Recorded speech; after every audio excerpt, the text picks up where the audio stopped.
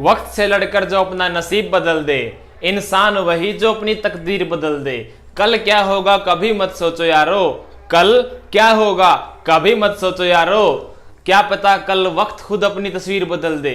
नमस्कार दोस्तों, चलिए देखते हैं आज ही करंट अफेयर में क्या है। हाल ही में सीबीएसई ने क्लास 9th to 12th तक के पाठ्यक्रम में कितने फीसदी की कमी की है।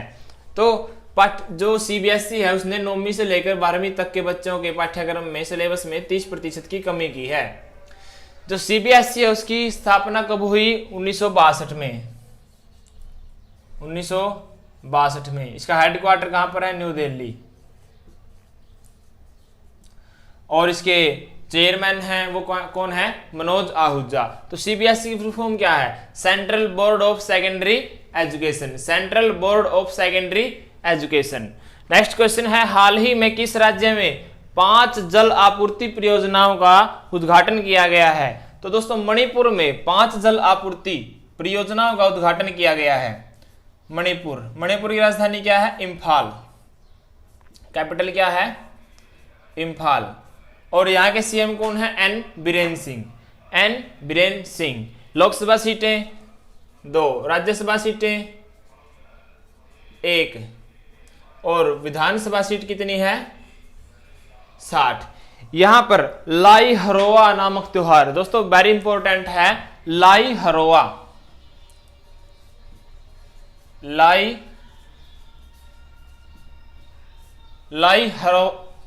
हरोआ त्योहार है जो मणिपुर में मनाया जाता है। ये पिछली कई बार क्वेश्चनों में पूछा भी गया है, इंपॉर्टेंट है दोस्तों।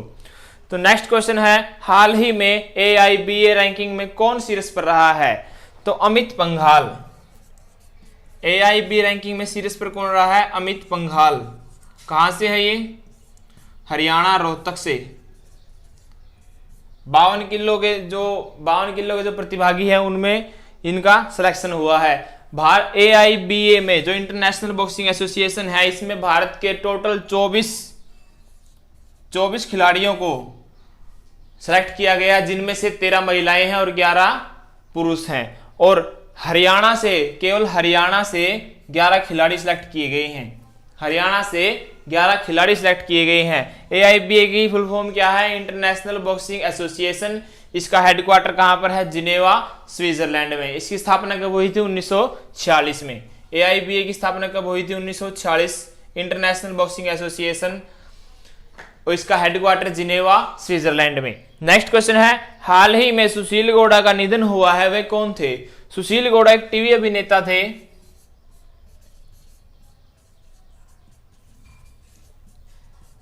टीवी अभिनेता, कन्नड़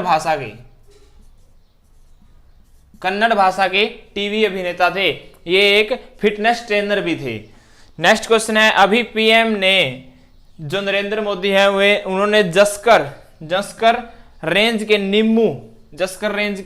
निम्मू, याद रखना दोस्तों, निम्मू का दौरा किया। यह किस नदी के तट पर स्थित है? निम्मू सिंधु नदी के तट पर स्थित है।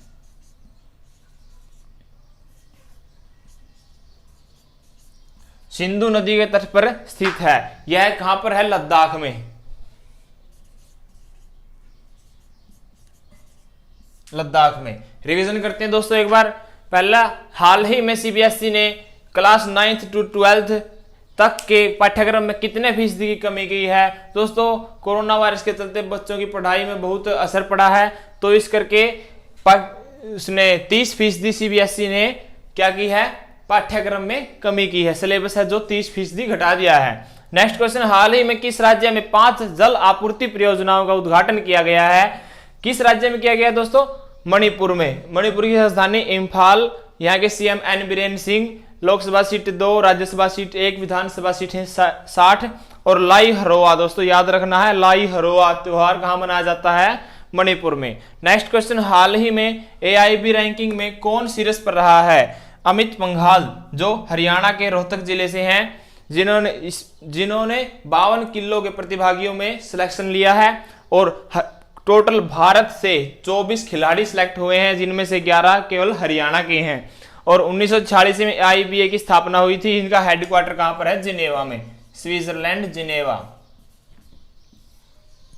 नेक्स्ट क्वेश्चन है, हाल ही में सुशील गौड़ा का निधन हुआ है, वह कौन थे? वो एक टीवी अभिनेता थे, कन्नड़ भाषा के टीवी अभिनेता। ये एक फिटनेस ट्रेनर भी रहे हैं, फिटनेस ट्रेनर भी रहे हैं। नेक्स्ट क्वेश्चन, अभी पीएम ने जस्कर रेंज के निम्मू का दौरा किया है, वह किस नदी के किनारे स्थित है? तो निम्मू किस नदी के किनारे स्थित है? सिंधु नदी के किनारे। कहां पर है ये? लद्दाख में। नेक्स्ट क्वेश्चन है, हाल ही में किस बैंक ने जीवन बीमा उत्पादों की पेशकश के लिए बजाज एलियांज के साथ समझौता किया है? तो दोस्तों किस बैंक ने किया है? करूर बैंक ने, करूर वैश्य बैंक, करूर वैश्य बैंक। तो करूर वैश्य बैंक ने क्या किया? बैंक में जीवन बीमा उत्पादों की पेशकश के लिए, जीवन बीमा जो उत्पाद उनको पेशकश करने के लिए बजाज एलियांज के साथ क्या किया? समझौता किया है। तो करूर वैश्य बैंक की स्थापना कब हुई थी? 1916 में। हाँ दोस्तों 1916 में। ये कहां पर है? इसका हेडक्वार्टर करूर, और इसकी जो ये करूर कहां पर पड़ता है? तमिलनाडु में, तमिलनाडु।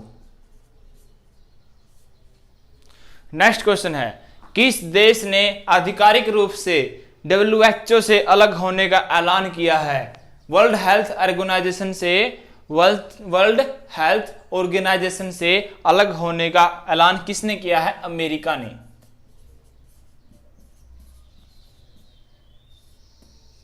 कोरोना महामारी के चलते वाद विवाद बहुत दिन से चल रहा था, लेकिन अब आधिकारिक तौर पर ऑफिशियल लेटर निकालकर ऑफिशियल रूप से अमेरिका ने WHO से अलग होने का ऐलान कर दिया है। WHO क्या है? World health organisation. इसकी स्थापना कब हुई थी? 7 अप्रैल 1948 को। इसका हेडक्वार्टर जिनोवा स्विट्जरलैंड में, जिनोवा स्विट्जरलैंड में हेडक्वार्टर है। Next question, getting competitive A practitioner guide for India. Getting competitive A practitioner guide for India पुस्तक किसने लिखी है? यह पुस्तक केसी भार्गव, केसी भार्गव।